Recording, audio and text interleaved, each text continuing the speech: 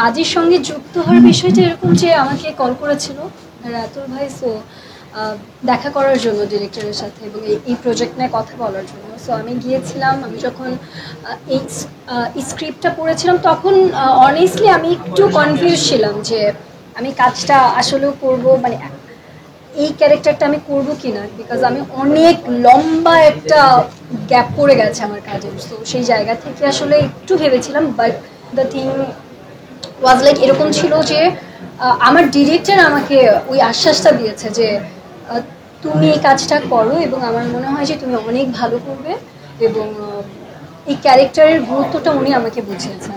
এখানে আমার চরিত্রটা হচ্ছে একজন ক্রিকেট সুপারস্টারের ওয়াইফ, অ্যান্ড সুপারস্টারটা হচ্ছেন ভাইয়া, তাহসান ভাইয়া। সো তাহসান ভাইয়ের সাথে কাজের এক্সপিরিয়েন্স সবসময় ভালো ছিল, এখনও ভালো।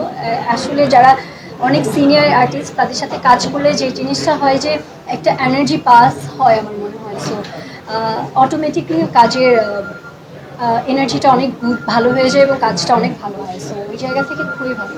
আসলে আনফর্চুনেটলি আমার না কারোর সাথে ওইভাবে শ্যুট হয় নাই, শুধু ভাইয়ার সাথেই। সো সব আর্টিস্টদের সাথে আমার কাজটা হতো এবং আমার এক্সপিরিয়েন্সটা আপনাদের সাথে শেয়ার করতে পারতাম, বাট এটা হয়নি। শুধু তাহসান ভাইয়ের সাথেই আমার কাজটা ছিল। সো আমার মনে হয় কাজটা আপনারা দেখেন এবং আমাকে ফিডব্যাক দেন যে কেমন করেছি আমি। আমার প্রত্যাশা 100% আমার তরফ থেকে, বিকজ আমি এই ক্যারেক্টার এমন একটা কাজ যেটা আমার কাছে মনে হচ্ছে আমার লাইফ একটা এক্সপিরিয়েন্স হয়েছে যে আমি শ্যুট শেষ করেছি এবং আমার ডিরেক্টর, আমার কো আর্টিস্ট সবাই আমার জন্য হাতে তালি দিয়েছেন, বলেছে খুবই ভালো করেছে। সো এটা আমার জন্য অনেক বড় একটা পাওয়া। ইচ্ছা আছে এখন একদম কাজ করতে, একদম ভালো ভালো কাজ নিয়ে আসতে। এখন বাকিটা ডিপেন্ড করে আসলে অনেক কিছুর উপরে। সো আমার ইচ্ছা আছে, দোয়া করবেন আমার জন্য, দেখা যাবে ইনশাল্লাহ কি কাজে দেখা করি আমরা।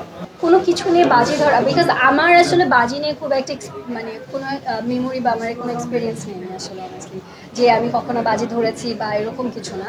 বাট হ্যাঁ, এই কাজটা করতে যে আমার মনে হয়েছে যে এটা একটা চ্যালেঞ্জ। সো এটা একটা বাজি হতে পারে যে নিজের সাথে নিজের ক্যারেক্টারে।